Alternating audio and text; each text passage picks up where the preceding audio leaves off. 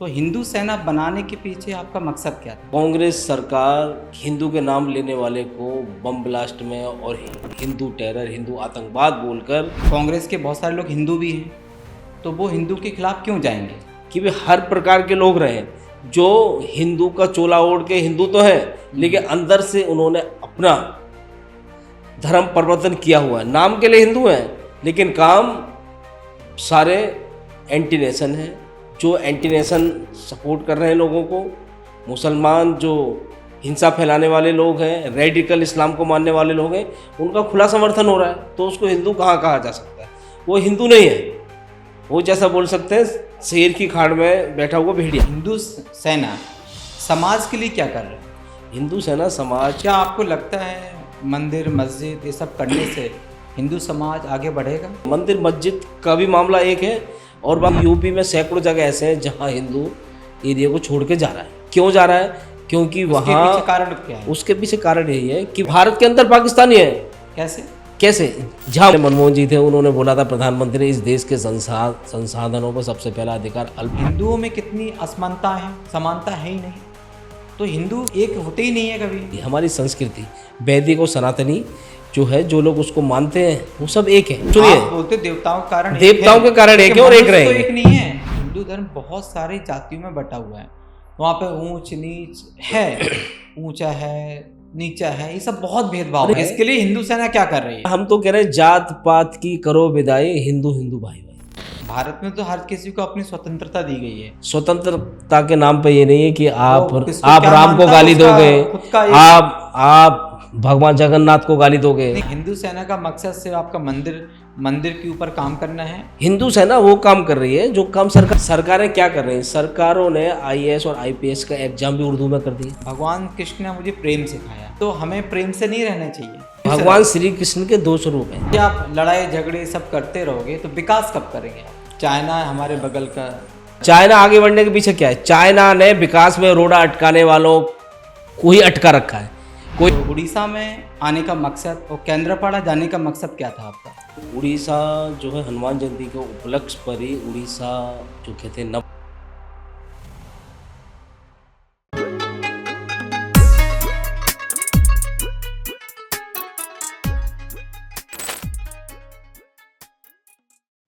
Orissa talks में आप सभी का स्वागत है। आज हमारे साथ जो गेस्ट मौजूद हैं वो भारत के एक चर्चित चेहरा हैं। आप सभी ने उनका नाम भी सुना होगा और बहुत सारे न्यूज़ में सुर्खियों में हमेशा बने रहते हैं। हिंदू सेना के प्रमुख श्री विष्णु गुप्ता जी। तो विष्णु गुप्ता जी, उड़ीसा टॉक्स में आपका बहुत बहुत स्वागत है। आप उड़ीसा टॉक्स में आए, आपने अपना टाइम दिया, उसके लिए आपका बहुत बहुत धन्यवाद। जय जगन्नाथ। जय जगन्नाथ, जय श्री राम और हर हर महादेव। उड़ीसा में आप आए, आपका स्वागत है। उड़ीसा में एक सिटी है केंद्रपाड़ा, वहाँ पे आपका रैली था, तो मैंने न्यूज़ के माध्यम से सुना। तो उड़ीसा में आने का मकसद और केंद्रपाड़ा जाने का मकसद क्या था आपका? ऐसा है, आप देखेंगे कि वही हनुमान जयंती भी है। हनुमान जयंती को उपलक्ष्य में सारे देश में रैलियाँ आ रही हैं, हो रही है। और यहाँ पे क्या है, हनुमान जयंती पे हमारे दिल्ली में भी, उत्तर प्रदेश में बहुत सारी रैलियाँ थी। अच्छा। लेकिन उड़ीसा जो है हनुमान जयंती के उपलक्ष्य पर ही उड़ीसा जो कहते हैं नववर्ष भी, यानी कि आज के दिन से शुरुआत होता है। हाँ, तो उड़ीसा नववर्ष का भी मौका इसे बोल सकते हैं। तो उस मौके पर भी उड़ीसा आने का मुझे सौभाग्य प्राप्त हुआ और भगवान जगन्नाथ जी के दर्शन करने का सौभाग्य। आप हिंदू सेना के प्रमुख हैं, राष्ट्रीय अध्यक्ष हैं, तो मैं आपसे एक पूछना चाहूँगा, बहुत सारी संगठन हैं हमारे भारत में, बहुत सारी पार्टीज भी हैं, तो हिंदू सेना बनाने के पीछे आपका मकसद क्या था? क्यों बनाया आपने? ऐसा, जब ये हिंदू सेना बनाई थी उस समय जिम्मेदारी से और हिंदू संगठन काम नहीं कर रहे थे, इसलिए हिंदू सेना का गठन करने की आवश्यकता हमें पड़ी। और ये जो संगठन है आज से नहीं चला रहे। अच्छा। हम 2008 से हिंदू सेना की शुरुआत की है, जिस समय कांग्रेस की सरकार थी। अच्छा। लोग हिंदू का नाम लेते हुए लोगों को डर लगता था। अच्छा। उस समय से हम लोग काम कर रहे हैं। जब कांग्रेस सरकार हिंदू के नाम लेने वाले को बम ब्लास्ट में और हिंदू टेरर, हिंदू आतंकवाद बोलकर लोगों पे जुल्म कर रही थी हिंदुओं पर, उस समय हिंदू सेना की आवश्यकता थी और हमने हिंदू सेना बनाई। और जो जो कांग्रेस का हिंदुओं के प्रति उत्पीड़न था, उसका खुले मंच से और ज़मीन पे स्तर पे आके हमने उसका विरोध किया और धरना प्रदर्शन किया, जिसके उपरांत आप देखोगे कि कांग्रेस धराशायी हो गई, कांग्रेस समाप्त हो गई समझ लो लगभग, और भारतीय जनता पार्टी की सरकार बनी। तो मतलब आप कहना चाहेंगे कि आपके सपोर्ट के कारण भारतीय जनता पार्टी सरकार में आई?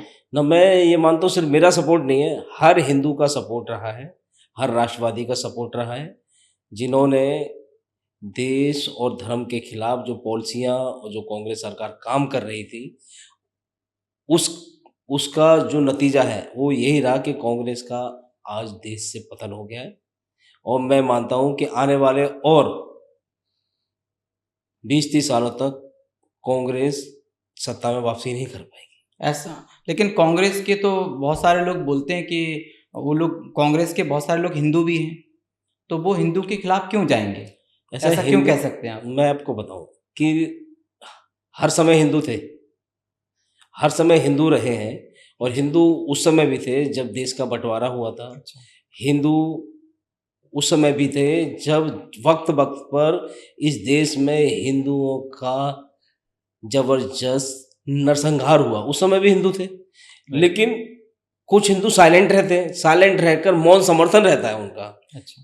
बंगाल में भी अभी देखिए हिंदू लगातार अत्याचार चल रहा है, ममता सरकार साइलेंट है, और जो जिहादी मानसिकता वाले लोग हैं, जो दंगा भड़काने वाले लोग हैं, उनको मौन समर्थन नहीं, खुला समर्थन है।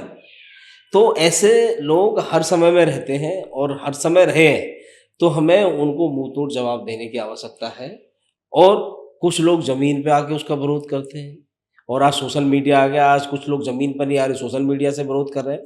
लेकिन विरोध हर प्रकार से हर हिंदू विरोध करता है, अपने स्तर पे करता है, और ममता को भी मुंह की खानी पड़ेगी। जितना ये हिंदू विरोध और दूसरे जो समुदाय है उसका समर्थन, इलीगली समर्थन किया जा रहा है सरकार द्वारा, ये सारे देश में। कौन सी सरकार द्वारा? किस सरकार की बात कर रहे हैं? मैं ममता सरकार की बात कर रहा हूँ ना, अच्छा। बंगाल में, बंगाल की बात हो रही अच्छा, है। बंगाल में आप बंगाल अच्छा। में लगातार मुस्लिम तुष्टीकरण तो के ममता चलते, दीदी तो खुद एक हिंदू हैं, वो ऐसा क्यों करेंगे? ऐसा मैं बता रहा हूँ ना आपको, हर प्रकार से हिंदू रहा है ना, मैं आपको हिंदू को बता दिया कि वे हर प्रकार के लोग रहे, जो हिंदू का चोला ओढ़ के हिंदू तो है, लेकिन अंदर से उन्होंने अपना धर्म परिवर्तन किया हुआ है। नाम के लिए हिंदू हैं, लेकिन काम सारे एंटी नेशन है, जो एंटी नेशन सपोर्ट कर रहे हैं लोगों को। मुसलमान जो हिंसा फैलाने वाले लोग हैं, रेडिकल इस्लाम को मानने वाले लोग हैं, उनका खुला समर्थन हो रहा है, तो उसको हिंदू कहाँ कहा जा सकता है? वो हिंदू नहीं है, वो जैसा बोल सकते हैं शेर की खाड़ में बैठा हुआ भेड़िया। तो वो नाम के लिए हिंदू हैं, अंदर से उन्होंने अपना धर्म परिवर्तन करके इस्लाम यानी अपना लिया उन्होंने। तो हिंदू सेना का मकसद क्या है? सिर्फ एक पार्टी को सपोर्ट करना है या हिंदू समाज के लिए कुछ करना है? अरे हिंदू समाज के लिए कर रहे हैं, पार्टी को सपोर्ट नहीं करते। पार्टी का तो सपोर्ट अपने आप हो जाता है। कैसे? जब लोग जागरूक होंगे, हिंदू के प्रति जागरूक होंगे, जो हिंदू के लिए खड़ा होगा उसे खड़ा देखेंगे, तो उन्हें कहीं ना कहीं तो वोट देना ही है, तो वोट दे देते हैं। वोट कहीं ना कहीं तो डालने जाएगा, मतदान करने जाएगा, पर वो लोग देखते हैं कि कौन हमारे पक्ष में है, कौन हमारे विरोध में, और कौन सी राजनीति पार्टी ऐसे व्यक्ति के साथ खड़ी है जो सिर्फ नाम का हिंदू है लेकिन काम का इस्लामीकरण में लगा है। तो हिंदू सेना समाज के लिए क्या कर रहा है? हिंदू सेना समाज को ऐसे लोगों से जनजागरण अभियान भी कर रही है, और हिंदू सेना रिक्लेम टेम्पल का भी अभियान हिंदू सेना ने चलाया। आप देखेंगे यूपी में मथुरा और काशी, उन दोनों का केस हिंदू सेना लड़ रही है। राजस्थान में भी हमने अजमेर दरगाह, जो कि आज से 800 साल पहले वहाँ पे मोहम्मद मोइनुद्दीन चिश्ती मोहम्मद गौरी के साथ आए, उनकी वहाँ मजार बनी हुई है। अच्छा। ठीक है, वहाँ के नीचे भगवान शिव का मंदिर है, वो सबसे पहला शिव मंदिर वो तोड़ा गया। उसको भी हम वापस लेने लगे, उसके भी साक्ष्य कोर्ट में केस चला है। हम हर प्रकार के हिंदुओं को जागरूक करने का हिंदू सेना का काम है, और हिंदू सेना वो काम और हिंदू सेना के कार्यकर्ता मजबूती से पूरे राष्ट्र के अंदर ये काम जन जागरण अभियान इसमें चला रहे हैं, लोगों को जागरूक कर। क्या आपको लगता है मंदिर मस्जिद ये सब करने से हिंदू समाज आगे बढ़ेगा? सर हिंदू समाज तो बढ़ रहा है, मंदिर मस्जिद का ही मामला नहीं है। मंदिर मस्जिद का भी मामला एक है, और बाकी हर मोर्चे पे लोग काम कर रहे हैं ना। आपका फील्ड क्या है? आपका फील्ड है एंकरिंग करना, उड़ीसा टॉक्स नाम से ये चलाना। आप टॉक्स चला रहे हो, आपने एक दिन से यही काम कर रहे हैं, आपको दूसरे काम के बारे में आप नहीं सोचते, ठीक है। वैसे ही हर व्यक्ति का फील्ड अलग है, तो हर व्यक्ति हर फील्ड में काम कर रहा है। ऐसा नहीं है कि जो देश है, देश को आगे ले जाने वाले लोग नहीं है, आगे भी ले जाया जा रहा है। मंदिर मस्जिद की भी बात हो रही है, क्यों नहीं बात हो? क्योंकि भाई हमारा यदि उन्होंने मंदिर तोड़ा है, तो मंदिर में जब इस देश के 100 करोड़ लोगों की आस्था है कि मंदिर लोग जाते हैं, हर व्यक्ति मंदिर जा रहा है, भगवान के आगे नतमस्तक है, तो भाई भगवान के मंदिर के बारे में सोचा क्यों नहीं जाए कि मंदिरों को तोड़ के मस्जिद बना दी है? तो भाई जिन जिहादियों ने जिहादी मानसिकता से भगवान को, हमारे देवताओं को नीचा दिखाने के लिए वो काम किया है, और वहाँ मूर्ति अभी भी डली हुई है, शोषण कर रहे हैं, अच्छा बेअदबी कर रहे हैं, तो उन मूर्तियों को हम क्यों ना बाहर निकालें अपने देवताओं को, जिनकी हम श्रद्धा से पूजा कर रहे हैं। और अभी भी आज देखिए, आज भी एक समाजवादी पार्टी के व्यक्ति का बयान आया है कि यदि देवताओं में दम होता या ताकत होती तो मोहम्मद बिन कासिम, मोहम्मद बिन ये फलाना जितने इस्लामिक है वो यहाँ हमले नहीं कर पाते। अरे भाई देवता है, शक्ति है, एक दिन इनका पतन होगा। जिन्होंने ये हमारे मंदिरों को तोड़ा है, एक दिन उनका भी पतन होगा। और ये जानबूझकर सिर्फ हमारे देवताओं को निशाना इसीलिए बनाया जाता है कि हम तुम्हारे मंदिर तोड़ रहे हैं, भगवान का अपमान करें। भगवान कुछ नहीं करे। अच्छा भाई, भगवान देखते हैं, भगवान कभी किसी दुष्ट या शत्रु को खुद आईना नहीं दिखाते, कोई ना कोई माध्यम बनता है। तो जैसे कांग्रेस का पतन हुआ, ये देश की जनता उसका माध्यम बनी, वैसे ही कांग्रेस तो नहीं मानते कि उनका पतन हुआ है। हो तो क्या, आप खुद देख लीजिए। अच्छा, आप खुद ही देख लीजिए उनकी संख्या पार्लियामेंट में क्या है, उनकी सरकार है कहाँ कहाँ, किस किस राज्यों में कितनी सरकारें चल रही है, सबको पता है कि कांग्रेस का पतन हुआ या नहीं हुआ। वैसे ही जो देवताओं का अपमान करेगा, हिंदुओं का अपमान करेगा, उनका जो पतन है निश्चित है। नहीं, आप तो देखते हो कि राहुल गांधी जी मंदिर जा रहे हैं, बहुत सारी जगह जाते हैं, तो आप कैसे बोल सकते हो वो हिंदुओं का अपमान या मंदिरों का अपमान करते हैं? वो तो जाते हैं मंदिर। एक मैं आपको बता रहा हूँ, एक तरफ डेली दिन मंदिर जाना, सिर्फ एक दिन होली दिवाली वाले मंदिर जाना, यानी लोगों को दिखाना, यानी वो क्या हो रहा है, वो हो रहे हैं ईद के चांद। वो तो हम नहीं बोल सकते, हो सकता है हम बोल रहे हैं ना, हम बोल रहे हैं कि रोज जाते हो, मुझे दिखाओ ना कि भाई उनके घर में नित दिन कोई हवन पूजा होता हो। ऐसा नहीं कि भाई ये जो बोलते हैं होगा, नहीं, हमें तो मालूम होता होगा, तो फोटो भी तो बाहर आनी चाहिए ना। जब आप हर चीज की फोटो बाहर आती है, राहुल गांधी अमेरिका घूमने जा रहे हैं, फोटो बाहर आ रही करते हैं, शायद ऐसा भी हो सकता है। हाँ, तो फिर अब दिखावा क्यों कर देते हैं कि डाल के, या चुनावी हिंदू वाला होता है, चुनावी हिंदू हो रहे हैं, हम सिंपल ही बता रहे हैं कि जब चुनाव आते हैं उसी समय उनको देवी देवता और हिंदू याद आते हैं, जब हिंदू का अपमान होता है। आज बंगाल में हिंदू की जो यात्रा है वो नहीं निकल गई। क्या राहुल गांधी का एक बयान है इस पे कि भाई ममता बनर्जी और वहां की सरकार निष्पक्ष रूप से सभी को एक चश्मे से देखे। जब वहां मोहर्रम, ताजिया, ईद सब हो रहा है, तो वहाँ रामनवमी मनाने में क्या आपत्ति है किसी? तो वहाँ तो मनाते हैं, बहुत सारे हिंदू हैं, रामनवमी मनाते हैं। नहीं मनाने दे रहे, आप देखिए हिंसा हो, काली पूजा वहाँ पे होती है, दुर्गा पूजा हो रही है। काली पूजा भी होती है, होता तो है, कैसे मना कर सकते हैं? नहीं होता। हाँ, हिंसा क्यों हो रही है फिर? हम तो उड़ीसा, अब देखिए ना, हिंसा क्यों हो रही है? आप देखिए टेलीविजन उठा के लोग धरने पे आ रहे हैं, हाई कोर्ट से परमिशन लेके आ रहे हैं। भाई रामनवमी यात्रा, शोभा यात्रा निकालने हाई कोर्ट परमिशन देगा, यानी आप परमिशन नहीं दोगे। आप सिर्फ एक समुदाय को खुश करने के लिए कि हाँ मेरी सरकार सिर्फ एक समुदाय के साथ है, सिर्फ मुसलमानों के साथ है, मुसलमान के सभी त्योहार मनाए जाएंगे, लेकिन हिंदू की रामनवमी नहीं मनेगी। तो और वो जाके भाई हमारा हिंदू जाके हाई कोर्ट से परमिशन ला रहा है। हमारे और देश हिंदू का झंडा जिसे हम सार्वजनिक मानते हैं, भगवा झंडे को आप उतार देते हो, उसका अपमान करते हो, क्यों? ये आप जानबूझ के दूसरे पक्ष के लोगों को खुश करने की बात है। अभी भी आप देखिए वक्फ बोर्ड पे सरकार अमेंडमेंट बिल लाई और ममता सरकार ने वक्फ बोर्ड का उन्होंने विरोध किया अमेंडमेंट का। उस विरोध की आड़ में उन्होंने वहां पे जो दंगाई हैं, जो हिंसा फैला रहे हैं, उनको खुला समर्थन दिया है, खुली छूट दी हुई है कि आप जो भी नंगा नाच करो, कानून व्यवस्था खराब करो। कोई भी सरकार तो ऐसा नहीं बोलेगी। हाँ तो बोल रहे हैं ना। अब हिंसा रोकने के लिए तैयार नहीं, सिर्फ दोष देना चाहते हैं कि सेंटर ने आग लगाई, सेंटर हो जाएगा। यानी मोदी जी, अमित शाह ने आग लगाई है या वक्फ बोर्ड में अमेंडमेंट करके, वो ये बता रहे हैं करना उसको शांति से किया जा सकता है। हाँ तो शांति से क्या कर रहे हैं भाई? हिंदुओं को निशाना बना रहे हैं, रोड ब्लॉक कर रहे हैं, जैसे दिल्ली में शाहीन बाग हुआ, यहाँ सब कुछ कर रहे हैं। ये गलत है। कानून व्यवस्था बहुत बार सुनने को मिलता है ऐसा कि हिंदू खतरे में। मुझे एक बात आप बताएं कि हिंदू कब से खतरे में है? हिंदू इस देश में कब से खतरे हमेशा में? फाइट करते आ रहा है, फाइट कर रहा है। और खतरे में जहां है, मैं आपको बता रहा हूँ, खतरे में हमेशा ही है।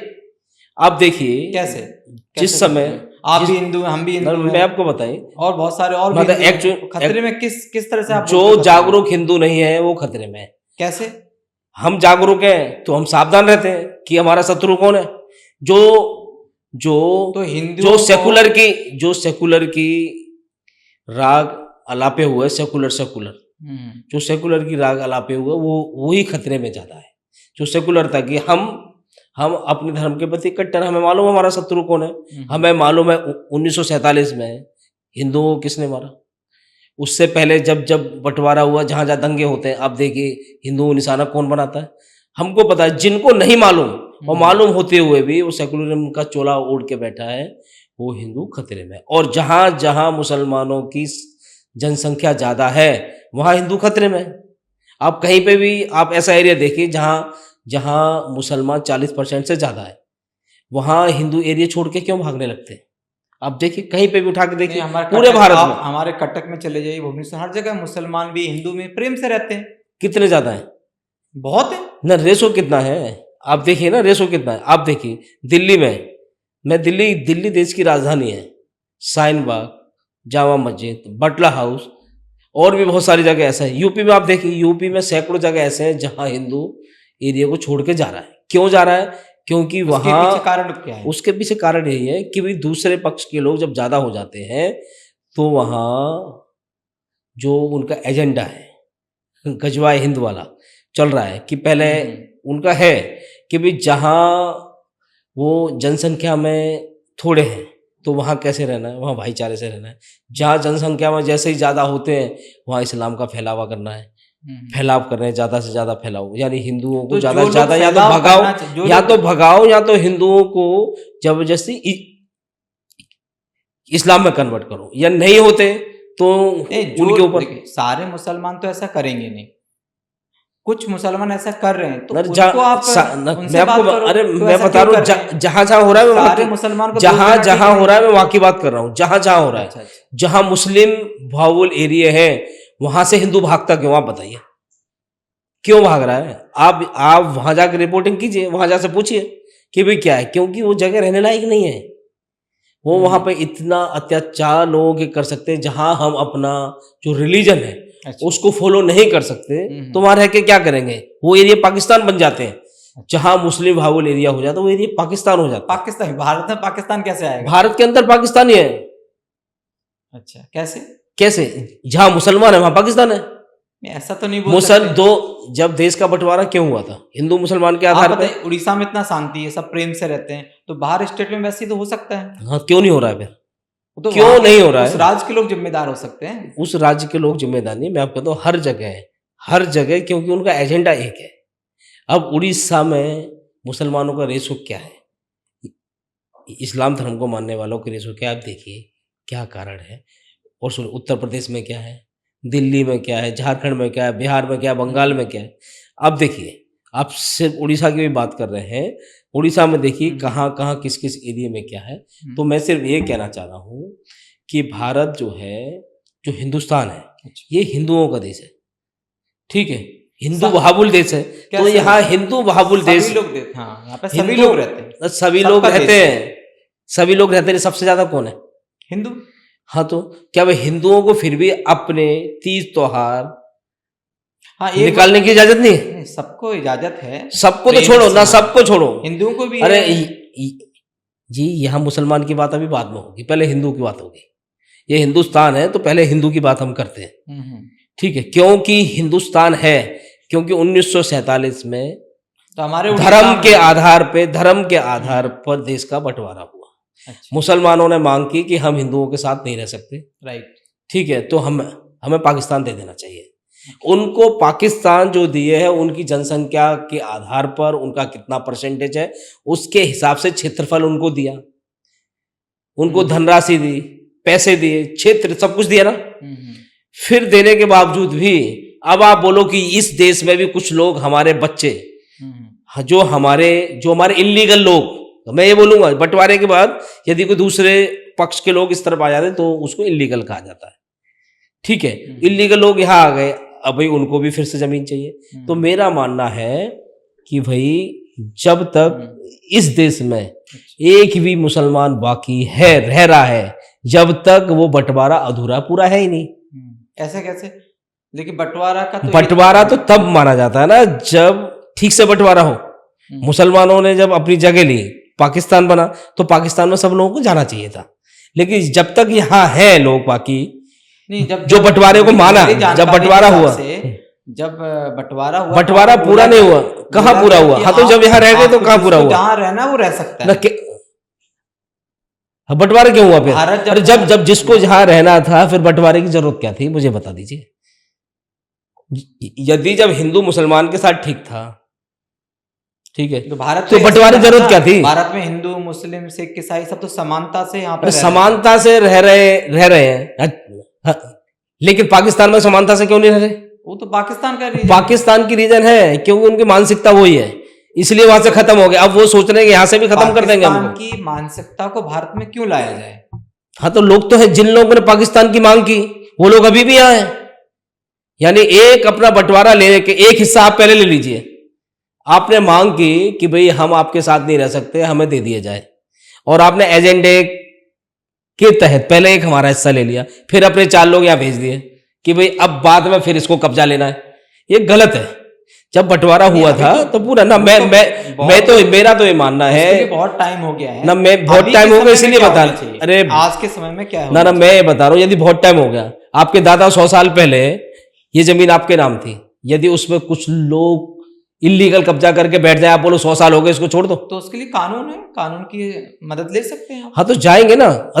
इसीलिए हम लोग कोर्ट के पास भी जाते हैं, कानून के पास भी जाते हैं।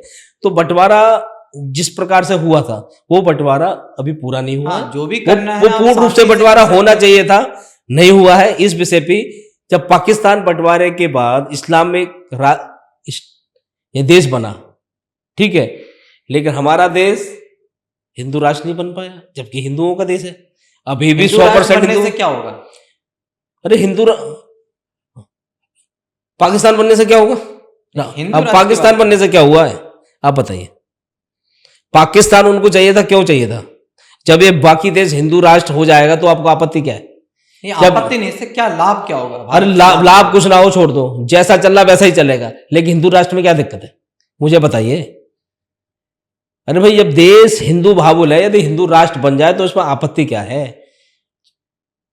और सुनिए, जो लोग यहाँ पे गेस्ट के रूप में इलीगल रूप से यहाँ कब्जा करके बैठे हैं, उन लोगों को ज्यादा आपत्ति है कि भाई हिंदू राष्ट्र क्यों बनना चाहिए। अब भाई आपका पाकिस्तान बन गया, आपका पाकिस्तान बन गया ना, वहां तो किसी को आपत्ति नहीं है। तो पाकिस्तान को क्या आपत्ति है? आपका हिंदू राष्ट्र बनाओ या जैसे रहते हो। हाँ, तो फिर यहाँ के लोगों को आपत्ति हो रही है, पाकिस्तान को आपत्ति नहीं है, लेकिन जो लोग यहाँ घुसे हुए हैं उनको फिर भी आपत्ति है कि हिंदू राष्ट्र। अरे भाई, ये देश हिंदू भावुल है, सनातनी देश है, तो यहाँ हिंदू राष्ट्र बनने में दिक्कत क्या है? तो मैं मानता हूं इसमें किसी को कोई आपत्ति नहीं होनी चाहिए। सुनो, हिंदू राष्ट्र में सबकी जगह है, लेकिन हिंदू राष्ट्र होना चाहिए। हम ये नहीं कह रहे हिंदू राष्ट्र बन जाएगा तो इस देश में जो मुसलमान रह रहे हैं उनको आप बाहर भगा दोगे, ये तो संभव नहीं है ना, है क्या? लेकिन हिंदू राष्ट्र बनना संभव है, क्या दिक्कत है? लेकिन इसमें एक चीज होगा, जब हिंदू राष्ट्र बनेगा तो यूसीसी लागू होने वाला है। अभी मनमोहन सरकार, जब पहले मनमोहन जी थे, उन्होंने बोला था प्रधानमंत्री ने, इस देश के संसाधनों पर सबसे पहला अधिकार अल्पसंख्यक मुसलमानों का है। बताइए, जो गेस्ट के रूप में यहाँ आ गए, इनलीगल घुसे हुए हैं, उनका बंटवारा एक दे दिया, फिर भी सबसे पहला अधिकार, वो अधिकार उनका छिनने वाला है। इसलिए लोगों को डर लगता है कि हिंदू राष्ट्र ना बने। इस देश में हम बात करें समानता का अधिकार है, जैसे तो समानता का अधिकार नहीं है। हिंदुओं की जैसे बात करते हो, आप तो खुद ही जानते होगे हिंदुओं में कितनी असमानता है, समानता है ही नहीं। तो हिंदू तो फिर लोग एक होते ही नहीं है कभी ना, है सब एक ना होते तो एक जुड़ते क्यों, एक राष्ट्र में समाते क्यों? इस देश में 500 से ज्यादा रियासतें थी, एक ना होते तो एक साथ आते क्या? एक साथ थे, एक रिलीजन को मानते, एक रिलीजन को मानते थे, एक रिलीजन को मानते थे, इसलिए एक भारत में आए। सरदार पटेल, अंग्रेजों ने पहले उसकी शुरुआत की थी, फिर उसके बाद सरदार पटेल ने उसका एकीकरण किया और सब लोग आए। तो मुझे लगता है किसी को कोई आपत्ति नहीं है कि सब लोग सनातनी है, एक रिलीजन से, एक संस्कृति से जुड़े हुए हैं, इसलिए एक आए। जो लोग हमारी संस्कृति से जुड़े नहीं हैं, जो बाहर से इस्लामिक देश से, खाड़ी देशों से आए हैं, वो एक नहीं हो सकते। जो यहाँ की मिट्टी में है, जो यहाँ की संस्कृति को फॉलो करते हैं, वो लोग एक हैं। कैसे एक है? चाहे वो जातियां हैं ना, जातियां अलग है, लेकिन हिंदू एक क्षत्रिय हो जाता है, हिंदू सब एक, सब हिंदू एक जीवन जीने की, अब आप सब छोड़ दिए, आज सब छोड़ दिए, जीवन जीने की शैली एक है, कितनी सारी कैटेगरी, जीवन जीने की शैली एक है, कैसे बोल सकते हो ना? सबकी जीवन जीने की, हिंदू जो है, सुप्रीम कोर्ट में भी आप देखोगे कि वे ऑफ लाइफ, हिंदू जो है वे ऑफ लाइफ, जीवन जीने की शैली, हमारी संस्कृति, वैदिक और सनातनी जो है, जो लोग उसको मानते हैं वो सब एक हैं, जो लोग उसको नहीं मानते वो एक नहीं हो सकते कभी भी। अभी भी इस देश में भाषाएं बहुत हैं। हम उड़ीसा में बैठे हैं, लेकिन उड़ीसा के हिंदू, यूपी के हिंदू, भारत के हिंदू क्या राम को, भगवान जगन्नाथ को, सबको मानते हैं ना? भगवान सुनो, कोई महादेव को मानता है, कोई भोले बाबा को मानता है, ये सबका स्वरूप एक ही है, सनातनी, मैन जड़ वही, सब देवी देवता एक ही हैं, एक ही जगह, एक ही शक्ति है। लेकिन जो लोग, लेकिन देवताओं, ठीक है, हम देवताओं के कारण एक है, हम सुनिए, बोलते देवताओं के कारण, देवताओं के कारण एक है और एक रहेंगे। एक नहीं है, मनुष्य जो है सब एक है। कैसे एक मान सकते? सब एक है, देवताओं को जो मानता है सब एक ही करण है। भाई रामनवमी में भगवान राम के दर्शन करने अयोध्या में, यहाँ का हिंदू जाता है, कुछ लोग को भगवान राम के दर्शन करने उड़ीसा से लोग जाते हैं, ऐसे लोग को हिंदू में, और यूपी से भगवान जगन्नाथ के दर्शन करने लोग आते हैं। तो सबकी रिलीजन, उड़ीसा में संस्कृति सबका एक है। उड़ीसा में मान सकते हो, सब हिंदू एक है, ये आपका मानना है वो नहीं होगा, लेकिन जो नहीं मानते वो ना माने, पूरा भारत एक है। जब हमारा संस्कृति की बात आती है तो उत्तर भारत से नॉर्थ भारत तक सब एक है। मेरा कहने का मतलब ये है कि हमारा धर्म जो है, हिंदू धर्म की जब बात करते हैं तो हिंदू धर्म बहुत सारी जातियों में बटा हुआ है। वहाँ पे ऊंच नीच है, ऊंचा है, नीचा है, ये सब बहुत भेदभाव है। ये सब होने के बावजूद भी हम एक हैं भाई। आप देखो तो ये अब देखिए, इसके लिए आप क्या हो रहा है, वो शुरू से रहा है। इसके लिए हिंदू सेना क्या कर रही है? वो शुरू से रहा। हम तो कह रहे हैं जात पात की करो विदाई, हिंदू हिंदू भाई भाई। हाँ, ये हमारा मुहिम चल रहा है, बोलने से नहीं, आप जब काम हो रहा है, जमीन पे बहुत काम हो रहा है। अब देखिए हिंदू, ये जो पहले आप देखोगे जो 50 साल 100 साल पहले वाली रीति थी छुआछूत की, वो भी बहुत कम हो गई है, खत्म हो रही है, ना के बराबर ही है अब। और उसके खिलाफ सख्त कानून भी बने हुए हैं। कोई यदि नहीं मानता, सामाजिक समरसता में जो भरोसा नहीं करता, उसके खिलाफ एक्शन भी होता है। जो हमारे समाज में जातियों में बांटने की कोशिश लोगों को कर रहा है, उसके खिलाफ हम खुद खड़े हैं। तो मैं मानता हूं सभी हिंदू है कि जो हमारे रिलीजन, हमारी संस्कृति को नहीं मानता, उसे पाकिस्तान या अफगानिस्तान या अरब चला जाना चाहिए। वो तो भारत में तो हर किसी को अपनी स्वतंत्रता दी गई है। स्वतंत्रता के नाम पे ये नहीं है कि आप राम को गाली दोगे, आप भगवान जगन्नाथ को गाली दोगे। नहीं, गाली देना नहीं, मानने की बात कर रहे हैं। मानो, मानते हो, हम कौन मना कर रहे हैं उसको? आप मानो, आप मानिए। हम आपसे ये नहीं कह रहे कि आपको जो संविधान ने शक्ति दी है, पावर दिया आपको अपना रिलीजन फॉलो करने की, आप कीजिए, कोई आप, लेकिन दूसरे के रिलीजन को आप गाली दोगे तो बर्दाश्त नहीं। भारत में रहकर यदि आप हमारे देवी देवताओं का अपमान करोगे तो बर्दाश्त नहीं। पहले आपने किया था, मैं मान सकता हूँ, पहले औरंगजेब ने किया, जितने भी मुगल देश है हमारे मंदिर तोड़ दिए, मठ तोड़ दिए। और जो मंदिरों को तोड़ने वाले और हमारे जो हिंदू राजा क्षत्रिय राजाओं को जिन्होंने मार दिया, जबरदस्ती हत्याएं कर दी, उनका भी गुणगान जो लोग कर रहे हैं। लाने वाला तो हिंदू ही होंगे शायद। कौन लाने वाला, आप बताइए, कौन लाया? कौन आए? हिंदुओं को कौन लाया भारत?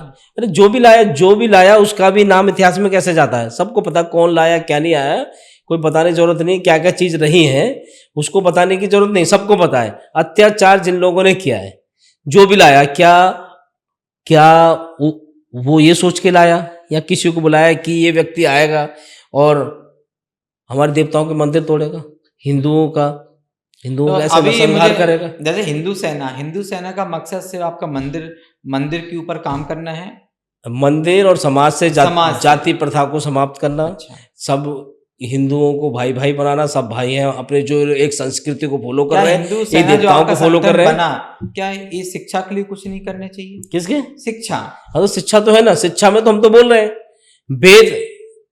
वेद विद्यार्थी जो है वेद पाठ्य और गुरुकुल शिक्षा दोबारा वापसी लाए। हमारे साधु संत बहुत काम करे, हम लोग उनके साथ जुड़े हुए हैं। इसके बाद सरकार शिक्षा है। अरे सर, सरकार का भी कुछ काम है कि सब काम मैं ही करूंगा? सरकार हमारे मंदिरों का संरक्षण नहीं कर रही ठीक से, इसलिए हिंदू सेना बनी है। यदि सरकार हाथ उठाते कि हम शिक्षा व्यवस्था पे काम नहीं करेंगे, तो सारा काम हम कर लेते हैं। वही सरकारों का काम क्या है? वही सब काम मैं ही करूंगा क्या? सब काम हिंदू सेना करेगी क्या? हिंदू सेना वो काम कर रही है जो काम सरकारें नहीं कर पा रही। सरकारें हमारे मठ मंदिरों को लूट रही हैं, हम मठ मंदिरों को आजाद कराने की सोच रहे हैं, उनकी सुरक्षा व्यवस्था के बारे में सोच रहे हैं, लेकिन सरकार ही करेगी ना। तो सरकार तो कानून के तहत जा रही है। हाँ तो सरकार भी तो शिक्षा दे रही है, मेरा काम शिक्षा देना तो ही नहीं है सबको, लेकिन हमारा काम है धार्मिक शिक्षा देना, अपना हमारी संस्कृति के बारे में बताना, हिंदू पद्धति के बारे में बताना।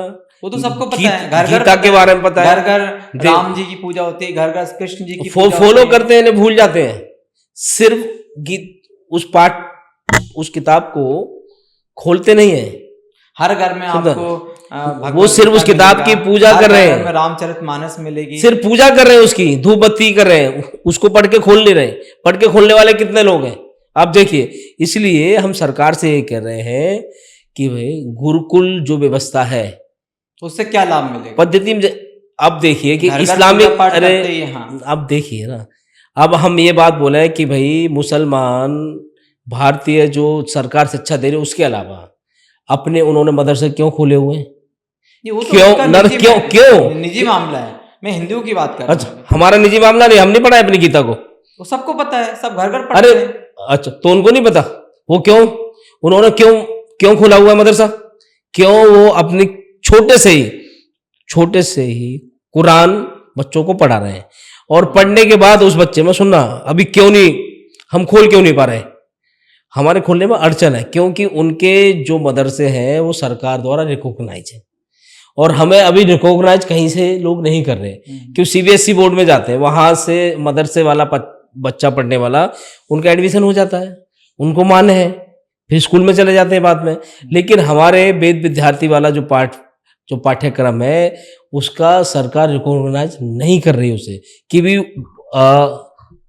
गुरुकुल से पढ़ने वाले बच्चे को सीबीएसई बोर्ड में उसे एडमिशन मिले या मान्यता मिले।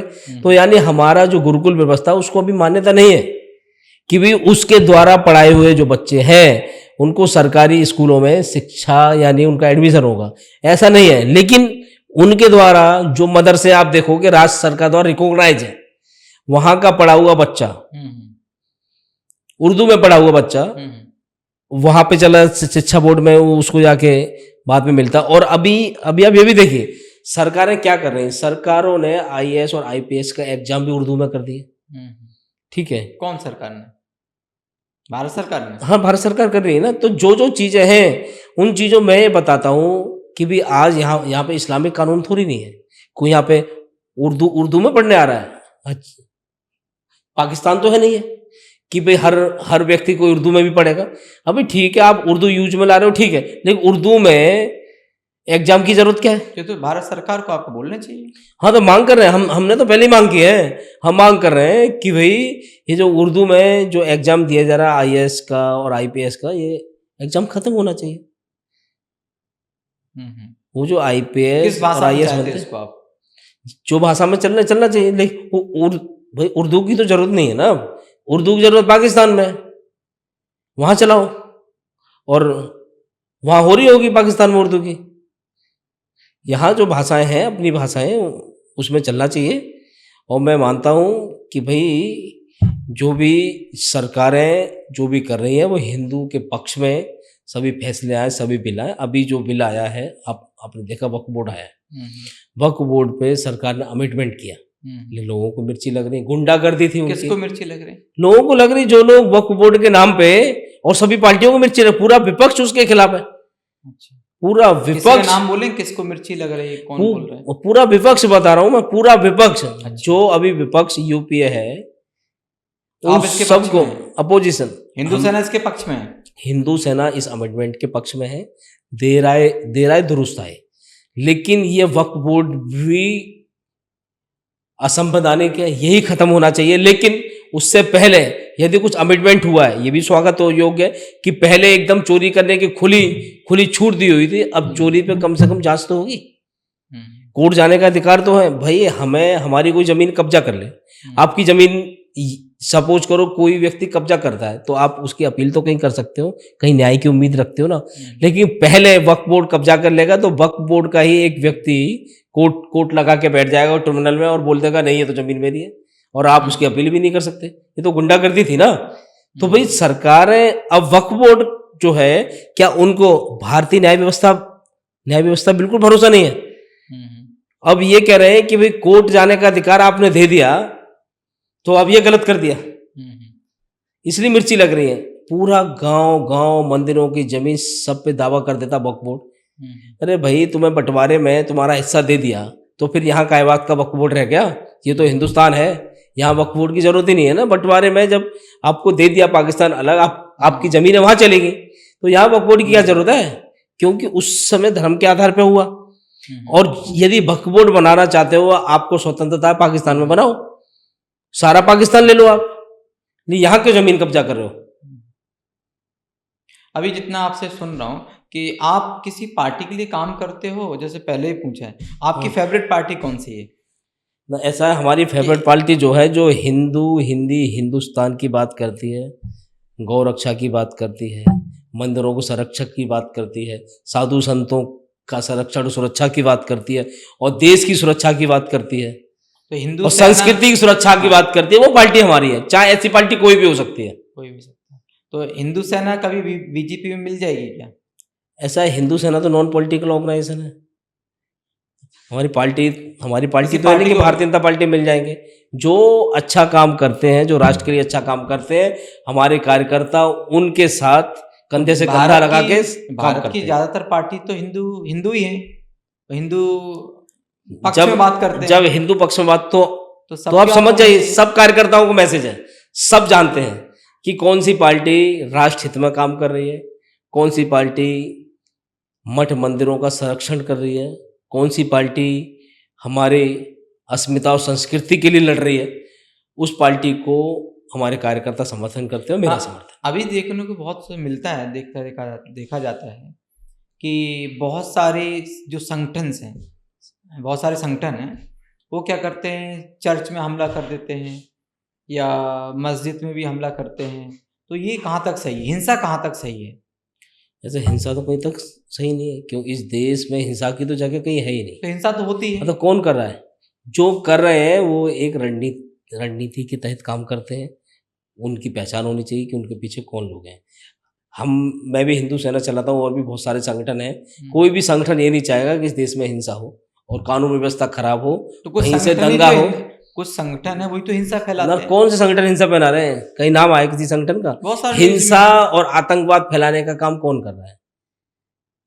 मुस्लिम संगठन कर रहे हैं। आप देखिए, शाहीन-बाग में सीए आया, एनआरसी आया, कानून बन रहा है संसद से, और फिर भी आकर रोड पे धरना दे रहे हैं, हिंसा कर रहे हैं।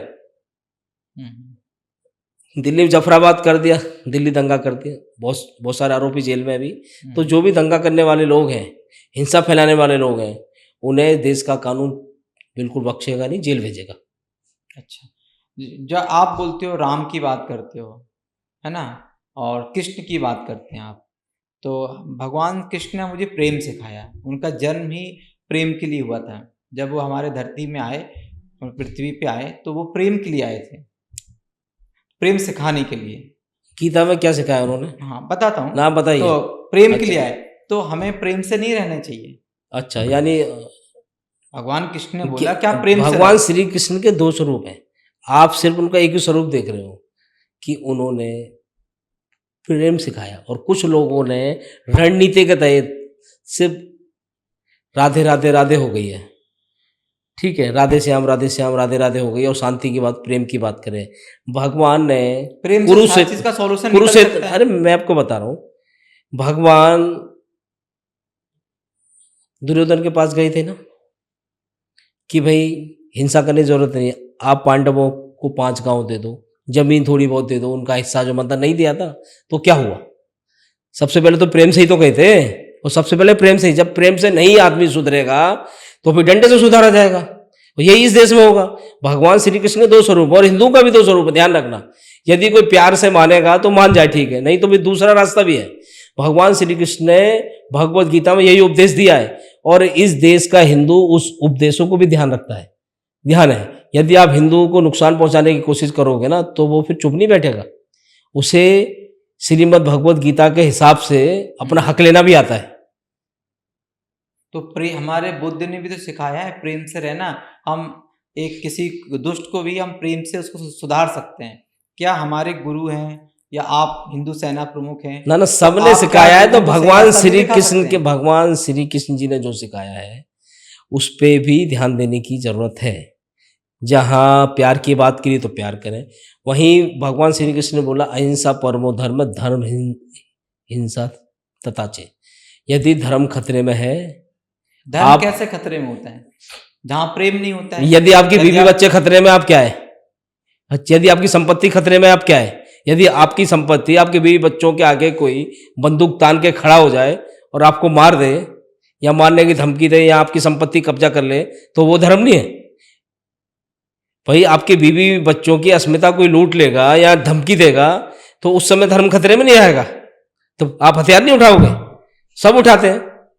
तो उसी समय भगवान श्री कृष्ण ने भी पांडवों का जो हक था वो मारने की बात कर रहे थे, उनको हक नहीं दिया, इसीलिए भगवान श्री कृष्ण ने उनको धर्म की याद दिलाई कि गीता में ज्ञान धर्म का है, धर्म और अधर्म। दुर्योधन ने अधर्म किया, इसलिए उसका दंड मिला। अभी शुरुआत क्या है, यदि आज के समय में आप अधर्म करोगे तो सबसे पहले कानून न्याय देता है। जब लगता है कि कानून भी न्याय देने में असमर्थ है, तो आदमी खुद भी हथियार उठाता है, लेकिन वो लड़ेगा, और लड़ते हैं, हर जगह लड़ते हैं। हिंदू हजारों साल से लड़ता आ रहा है, सिर्फ उस समय कानून के भरोसे नहीं बैठ रहा है। यदि आपका हक कोई मारेगा तो आप हथियार भी उठाओगे, आप अपने हक के लिए लड़ोगे भी। यदि आप लड़ाई झगड़े सब करते रहोगे तो विकास कब करेंगे आप? हो तो रहा है विकास। कहाँ? हजारों साल से मुसलमानों ने इस देश में विकास में रोड़ा बन के विकास अटके की हैं। बात कर रहे हैं आप? चाइना हमारे बगल का पड़ोसी देश है। अरे यही तो बीमारी अटका थी, मैं यही कह रहा हूँ। हम जब तो अब आप देखो ना, हम जब आजाद, अरे भाई साहब अब चाइना की बात करो, से कहाँ तक है? सुनो, चाइना आगे बढ़ने के पीछे क्या है? चाइना ने विकास में रोड़ा अटकाने वालों को ही अटका रखा है। कोई मस्जिद नहीं है, कोई नमाज नहीं है, कोई पंगा नहीं, कोई रोजा नहीं, सब खत्म कर रखा है ना। वहां जाके बोलो ना, देखो विकास कर रहा है, क्योंकि विकास में रोड़ा अटकाने वाले यही है, रेडिकल इस्लामिक लोग। यदि चीन की तरह आगे बढ़ना है ना, तो चीन की तरह सोचना पड़ेगा। इनके जो धार्मिक स्वतंत्रता है ना, जिसके नाम पे उड़ रहे हैं, लेकिन चीन के बारे में कोई नहीं कहता कि चीन में जो मस्जिद है उनको क्यों बंद कर दिया, क्यों वहां पे कोई रोजा क्यों नहीं रख सकते, क्यों? उनको पता है कि अटका देते हैं। विकास में देखो कितना आगे बढ़ रहा है चीन, क्योंकि इस्लामिक जो रेडिकल इस्लामिक मानने वाले लोग हैं वो विकास की राह में रोड़े हैं। जिस दिन इनको कंट्रोल कर लिया ना, हम लोग विश्व गुरु बन जाएंगे। अच्छा, आपका ये मत है? हाँ, यही मत है, सच्चाई है। क्योंकि ये लोग हमें हिंदू मुसलमान चक्कर में फंसा देते हैं। ये अंतर्राष्ट्रीय साजिश है, हिंदू जिस क्यों साजिश के तो हिंदू जिस क्यों साजिश के फंसते हैं? तहत देश जिस क्यों साजिश फंस रहा है? क्योंकि उसको पूर्ण रूप से स्वतंत्र नहीं होने दिया ना मैं, क्यों इनको अटका दिया ताकि हम लोग आगे ना बढ़ सकें, कि जैसे ही हिंदू आगे बढ़े, भारत आगे बढ़े, भारत को दंगे की आग में झोंक दो, आगे ना बढ़ सके। ये हिंदू दंगा नहीं करता, दंगा करने वाले कौन लोग हैं आप देखिए। दिल्ली दंगा में पता चल गया, पहले भी दंगे हो, किन लोगों ने दंगे किए। कौन नहीं चाहता कि भारत आगे बढ़े। हिंदू तो देश के विकास में योगदान प्रतिदिन दे रहा है। आप देखिए देश के विकास में सबसे ज्यादा योगदान मुसलमानों का, हिंदुओं का है कितने मुसलमान यहाँ? और फिर भी आप बता रहे हो कि भी रोड़ा कौन अटकाएगा। हम अपने हमारे देश में अब्दुल अभी कलाम टैक्स जी भी कितने हैं। बोल रहे हैं? तो अब्दुल हाँ तो कलाम सम्मान नहीं जी करते उनका हम। कितना विकास अरे किया, उनका बहुत सम्मान अच्छा करते हो, उनके नाम से रोड भी है। नहीं, रोड नहीं दिल्ली होगा में ना, उनके नाम से रोड भी, भारत उनका के लिए सम्मान कितना सम्मान किया है। वो तो आपको पता है, सब जानता है, पूरा विश्व जानता है। लेकिन उनको मुसलमान मुसलमान मानता है क्या? आप देखिए मुसलमान रेडिकल मुसलमान आज भी औरंगजेब का सेलिब्रेशन कर रहा है, लेकिन अब्दुल कलाम का सेलिब्रेशन क्यों नहीं कर रहा? क्योंकि उसने इस्लाम नहीं, जो मानने वाले इस्लाम हैं, का अब्दुल कलाम फैलाव जी ना को मानते करके, हैं। उन्हें इस्लामिक फैलाव ना करके उन्होंने देश के विकास में योगदान किया, तो इसलिए मुसलमानों ने उसको अपनी जमात से अलग कर दिया। ठीक है, उनका सिर्फ एक ही एजेंडा है, इस देश में गजवाए हिंद लाना है, इस देश को इस्लामिक बनाना है। तो आप इसी चीज का प्रचार क्यों नहीं करते हैं कि अब्दुल कलाम जी के रास्ते पे चलिए? तो कर रहे हैं ना लोग, बहुत सारे लोग कर रहे हैं, और बनने वाले लोग बन भी रहे हैं, बहुत सारे लोग कर रहे हैं, बोलने की जरूरत नहीं है। और मैं चाहता हूं क्या कि आप जल्दी नहीं बहुत चाहते सारे हमारे लोग, देश में प्रेम हो, सारे धर्म एक साथ मिलके रहें, प्रेम से रहें? अब भाई हिंसा करने वाला धर्म कैसे प्रेम से रहे? सारी दुनिया में जो हिंसा वालों को आप अलग, जब एक कानून उसको दंड देगा। अरे कानून दंड दे रहा है, तो कानून ही तो दंड दे रहा है। अभी कानून बना रहे हैं तो वो कानून के खिलाफ ही हिंसा कर रहे हैं। अभी सुनिए, सबसे पहले सीए बना, उसके खिलाफ हिंसा कर रहे हैं। धारा 370-80 हटाई वहां से जम्मू कश्मीर, उसके खिलाफ हिंसा की। राम मंदिर, हमारा जो अस्मिता का सवाल था, भगवान श्री राम को मानने वाले लोग हैं, वो मंदिर बना तो हिंसा कर रहे हैं। अभी वक्फ बोर्ड में अमेंडमेंट कानूनी रूप से आया, तब हिंसा कर रहे हैं। बताइए कौन है अटकाने वाले लोग हैं? तो ये शांति भरोसा का कहता है। ये लोग मानवता में भरोसा नहीं करते, ये लोग सिर्फ मानव भक्षक हैं। मानवता में भरोसा करने वाले जितने देश और जितने लोग हैं वो सब आगे बढ़ रहे हैं। देखो सऊदी अरब, दुबई देखो, दुबई सऊदी अरब भी तो मुस्लिम देश है, वो बढ़ रहे हैं ना, कितना कर रहे हैं। लेकिन यहाँ मुसलमान इतना होते हुए ये हमें खींच रहे हैं। इनका एजेंडा है सिर्फ इस देश को इस्लामीकरण कर दें, जगह जगह पाकिस्तान बनाते हैं। कौन कर रहा है ऐसा? ये जो लोग फॉलो कर रहे हैं इस्लाम को, रेडिकल इस्लाम वाले लोग हैं, जो शांति भरोसा नहीं करते है। कौन? और उन्हीं के जाल में, उन्हीं के हिसाब से भारत की कुछ राजनीतिक पार्टियां भी काम कर रही हैं। समाजवादी पार्टी, ममता बनर्जी, कांग्रेस, ये सब लोग काम कर रहे हैं, उसी एजेंडे पे काम करने में लगे हुए हैं। और आप उन लोगों को भी हिंदू बता रहे हैं। हाँ है हिंदू वो, लेकिन नाम के हिंदू हैं, नाम के हिंदू हैं। तो हिंदू सेना का सिर्फ मकसद यही है कि अपने धर्म के लिए काम करना, धर्म शिक्षा के लिए काम नहीं करना है। शिक्षा मिल तो नहीं सबको। यदि शिक्षा में खतरा है क्या? आपको शिक्षा मिली है, जिसको नहीं मिल रहा उसको सपोर्ट। अरे भाई मुसलमानों को भी लोग शिक्षित कर रही है भारत सरकार, और उनको जो पढ़ने के लिए इतनी प्रकार के उनको बहुत सारे वो दिए जा रहे हैं, पैसे दिए जा रहे हैं, सब्सिडी दी जा रही है। अब जो नहीं पढ़ने जा रहा फिर क्या करें? क्या करें उसको? बहुत सारे हिंदू लोग भी हैं जो अशिक्षित हैं, उनको शिक्षा के उनके पास मनी नहीं है कि वो तो सरकार भाई पढ़ने के लिए पैसा तो ही नहीं, फ्री पढ़ा रही सरकार। आप जाए सरकारी स्कूल में, आपको सब कुछ फ्री मिल रहा है, कोई पैसा करने वाला तो पैसे भी कर रहे हैं ना। स्कूल तक पहुंचने के लिए तो कुछ जरिया चाहिए। तब लोग पहुंचा रहे हैं सब जगह। बहुत भारत शिक्षित हो रहा है, लग रहा है आपको नहीं पता भारत शिक्षित नहीं है। शिक्षित हो रहा है, सब जल रहे हैं, ये मना नहीं करता, शिक्षित हो रहा है, लेकिन आपका विकासशील देशों में आ रहा है भारत, कोई ऐसा नहीं है।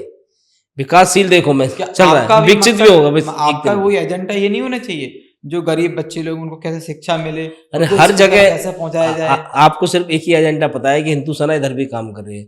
हिंदू सेना के बहुत सारे रूप हैं, बहुत सारे और भी संगठन हैं जिनके साथ हिंदू सेना मिलकर काम कर रही है। और तो और आदिवासी एरिया में भी हमारे अलग अलग ऑर्गेनाइजेशन काम कर रहे हैं, जहाँ पे सरकारें आज तक नहीं पहुँच पाई है ना, वहाँ पे भी एनजीओ और सोशल जो वेलफेयर स्कूल हैं वो चल रहे हैं।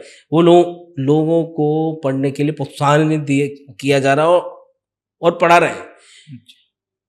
ठीक है, तो ऐसा नहीं कि हम सिर्फ एक एजेंडे पे काम कर रहे हैं। जहाँ सरकारें फेल हो जाती है ना, वहाँ पे समाज आगे आता है, और उस काम में समाज में आगे आने में सबसे बड़ी भूमिका हिंदुस्तानियों की है, हिंदुओं की और राष्ट्रवादियों तो की। कोई भी संगठन बने हुए, मतलब जैसे मान लो आपने संगठन बनाया, तो बगैर संगठन की भी तो सेवा कर सकते हैं। हाँ, तो लोग कर रहे हैं ना, क्या दिक्कत है? तो संगठन की जरूरत क्या है?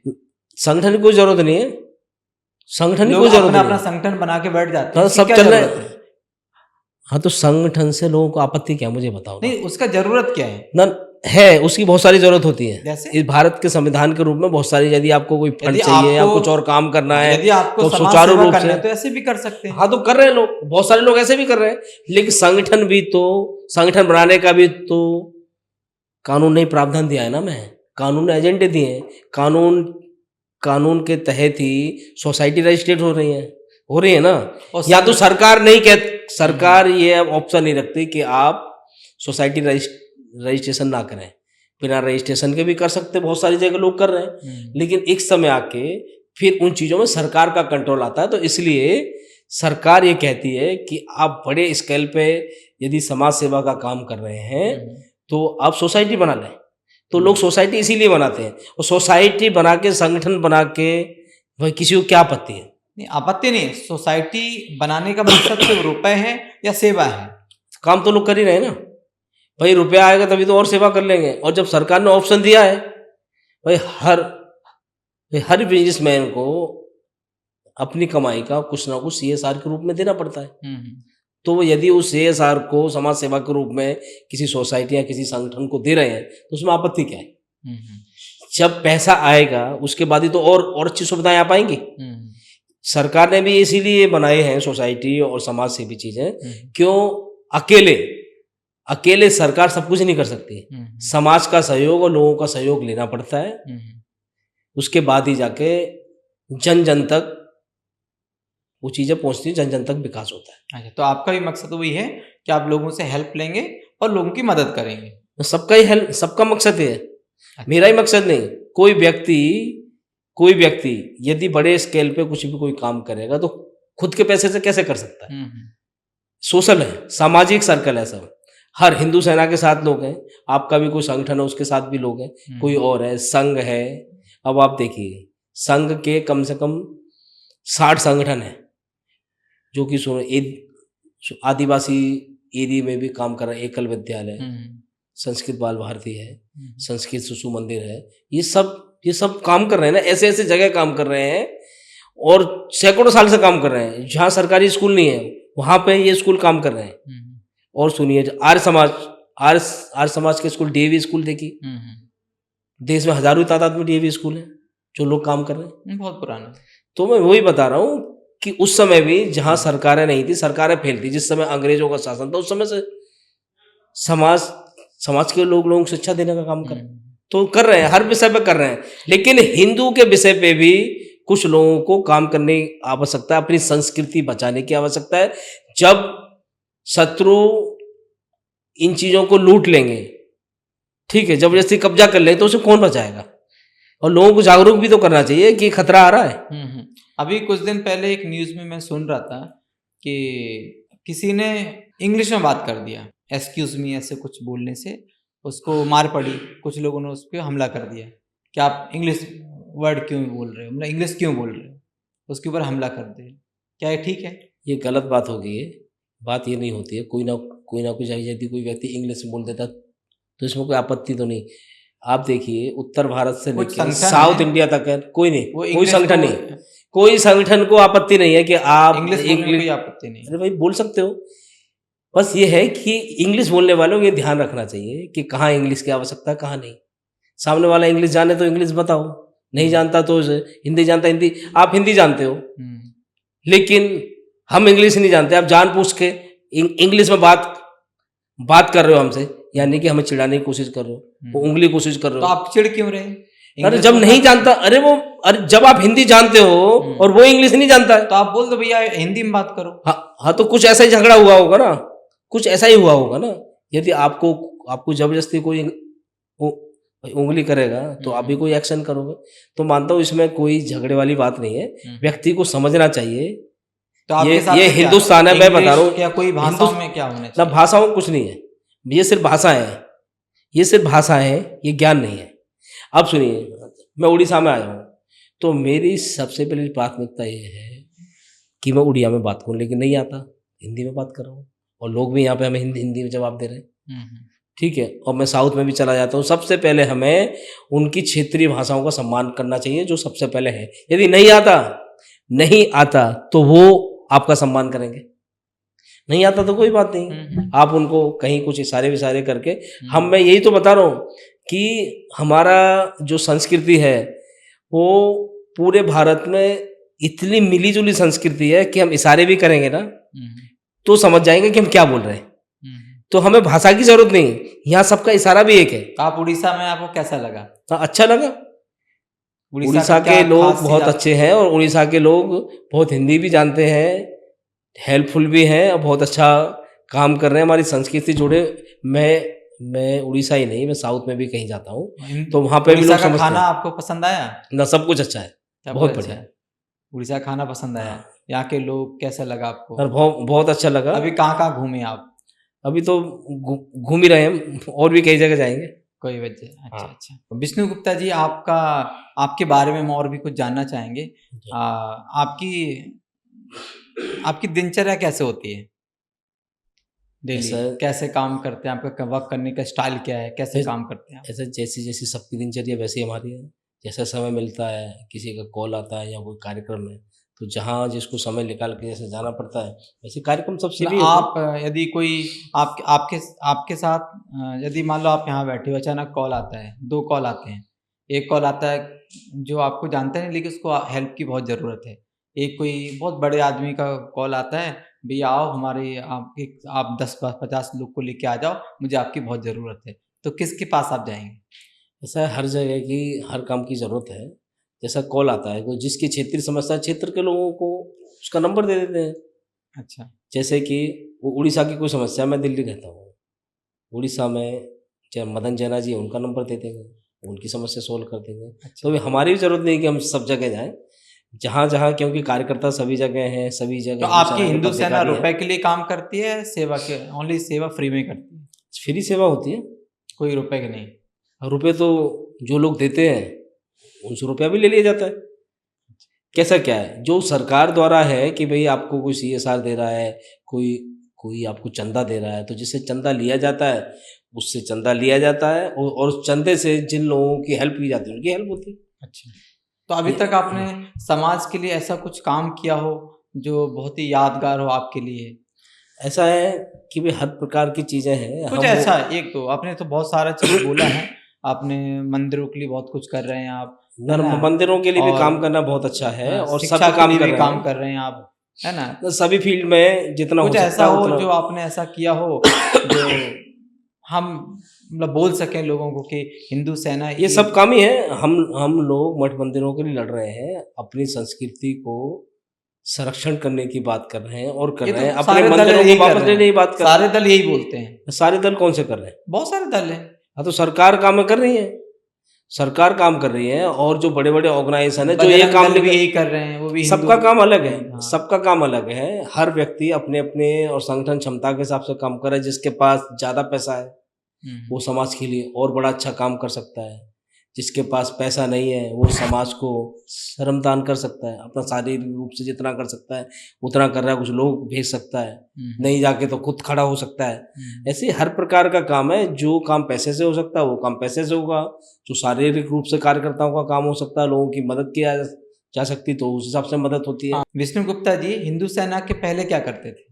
हिंदू सेना से पूर्व भी मैंने अलग अलग संगठनों में काम किया है, वहाँ पे एक्सपीरियंस लिया है सब जगह। अच्छा। बहुत सारे संगठनों में काम किया है मैंने, शिवसेना में भी काम किया है, बजरंग दल में भी, हिंदू परिषद, और भी बहुत सारे संगठनों में मैंने काम किया है। काम करने के बाद हर जगह समाज का और अनुभव लेने के बाद फिर हिंदू सेना बनाई है। अच्छा। और हम हिंदू के लिए, देश की संस्कृति के लिए, मठ मंदिरों को संरक्षित करने के लिए, और हमारे जो मंदिरों को तोड़कर मस्जिदों में जो कन्वर्ट कर दिया गया है, मज़ारों में बना दी गई है मंदिर तोड़ के, उनको दोबारा से स्थापित करना है, क्योंकि वो हजारों साल पुराने मंदिर है। वो जो जगह है वो जगह सिद्ध जगह है, उस जगह का अपमान किया हुआ है। वहाँ पे मुर्दे गाड़ के उन सब मुर्दों को उखाड़ फेंकेंगे और उसका शुद्धिकरण और करके विष्णु दोबारा के मंदिर। आप तो राष्ट्रीय अध्यक्ष हैं सिर्फ हिंदू सेना के, तो आपकी शिक्षा के बारे में मैं जानना चाहूँगा कि आपकी शिक्षा कैसे शुरुआत हुई? और शिक्षा तो गांव से हुई है। गाँव से? गांव से कौन शिक्षा सा की गाँव है शुरुआत आपका? हुई। हमारे इटा के रहने वाले हूँ, उसके बाद मैं दिल्ली में आ गया शुरू से। अच्छा। शिक्षा तो सरस्वती शिशु मंदिर से हुई है, अच्छा। वो की संघ का विद्यालय रहा है। आरएसएस? आरएसएस का विद्यालय, मतलब बहुत सारे विद्यालय आप भी अभी भी आरएसएस आरएसएस से के चल निकले रहे हुए हैं। हैं? हाँ, तो आरएसएस मैं मानता हूँ हर जागरूक व्यक्ति और राष्ट्रवादी व्यक्ति जो हिंदू विचारधारा जिसमें अभी है, उसका कहीं ना कहीं से लगाव या झुकाव या कनेक्शन आरएसएस से रहा है। अच्छा। कोई इसमें दोहराई बात नहीं है कि आरएसएस से ही राष्ट्रभक्ति वाली चीज़ें और हिंदू वाली चीज़ें आई हैं। अच्छा। और लोगों में विचार वहीं से आए। कोई ना कोई व्यक्ति जो आज हिंदू की बात कर रहा है अभी इस समय, वो कहीं ना कहीं उसका झुकाव या लगाव या जुड़ाव आरएसएस से रहा है। और आपके परिवार में और कौन कौन है? तो सभी लोग हैं, सभी लोग हैं परिवार में, और सब लोग एक ही विचारधारा से हैं, उस विचारधारा को लेके आगे बढ़ रहे हैं। अच्छा, विष्णु गुप्ता जी हिंदू सेना के अलावा और क्या करते हैं? हिंदू सेना के अलावा और भी बहुत सारे काम हैं, जीवन जीने के लिए काम धंधा भी किया जाता है, वो भी है। क्या बिजनेस है आपका? हमारी कंपनी है, हमारी कंपनी चल रही है, कंपनी काम कर रही है। अच्छा। अच्छा। ठीक है, कंपनी है, उसके बाद और भी काम है, और भी काम और भी है, सब काम कर रहे हैं, सब काम करते हुए समाज की सेवा में लगे हुए हैं। मतलब आपकी हिंदू सेवा कंपनी भी है, कंपनी के साथ साथ हाँ। आप हिंदू सेना में काम वर्क मतलब करते हैं, मतलब ऐसा एक्टिव हैं। है, कंपनी चलाना बहुत ज़रूरी है, ताकि हम काम नहीं करेंगे तो अपने खर्चे और समाज के खर्च, नहीं समाज के ऊपर हमें बोझ नहीं बनना ना। नहीं तो लोग बोलेंगे काम नहीं करते भाई, समाज के ऊपर ही बोझ है। इसलिए हम समाज को काम करके अपना योगदान देते हैं। अच्छा। उसमें समय भी देते हैं, और जो हम पैसा कमाते हैं तो पैसा हिंदू भी सेना भारत में कहाँ एक्टिव है, किस किस राज्य में एक्टिव है? ऐसा है, हिंदू सेना 18-20 राज्य में काम कर रही है भारत के। अच्छा। और अच्छा काम चल रहा है, बस यही है, कहीं कम है कहीं ज़्यादा है। हर जगह आप हाँ, मकसद एक ही है, हिंदू को आगे बढ़ाना है। हिंदू को आगे बढ़ाना, इस देश को हिंदू राष्ट्र बनाना, ये मकसद है। ये मकसद है। इसी मकसद से काम कर रहे हैं, जहाँ हिंदू ही आगे, हिंदू पहले, हिंदू पहले और बाकी सब बाद में। अच्छा। हिंदुस्तान में हिंदू पहले होना चाहिए, क्योंकि देश हिंदुओं का है। अब आप जाकर पाकिस्तान में बोलो हिंदू पहले, तो कोई मानेगा नहीं है, क्योंकि वहाँ पे राष्ट्र इस्लामिक राष्ट्र, तो इसलिए वहाँ मुस्लिम पहले है, और वहाँ हम हिंदू पहले की बात भी नहीं कर सकते, सोच भी नहीं सकते, क्यों हिंदू है ही नहीं। हिंदू वहाँ पे 1% भी नहीं है, तो हिंदू पहले कैसे होगा। और यहाँ हिंदू 100% है, उसके बावजूद भी हिंदू पहले नहीं। हम इसीलिए कह रहे हैं कि हिंदू पहले, हिंदू ही आगे। विष्णु गुप्ता जी, आपने अपना कीमती वक्त दिया, उड़ीसा टॉक्स में आए। उड़ीसा में तो आए, बहुत बिजी शेड्यूल में से आपने थोड़ा टाइम हमें दिया, तो उसके लिए मैं आपका आभारी हूँ। और जब भी दोबारा भी यदि उड़ीसा में आने का हो आपको, तो उड़ीसा टॉक्स में ज़रूर आएँ, हमें टाइम फिर से दें। आपका बहुत बहुत धन्यवाद। बहुत बहुत धन्यवाद आपका। जय जगन्नाथ।